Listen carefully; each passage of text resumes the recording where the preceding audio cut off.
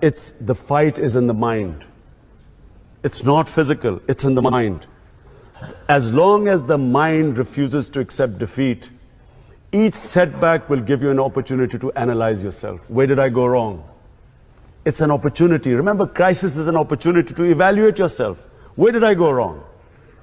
Correct that, pick yourself up, you again move on, and you will find that you will get stronger. Each time you pick yourself up, you come back stronger.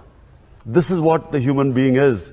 The Almighty made us Ashraful Makhlukat. We are His greatest creation. But only, as Iqbal said, to become the Shaheen, you have to break the chains. This chain of, the moment you say it's impossible, it's impossible. And whatever you can dream, remember this, whatever you can dream, you can achieve.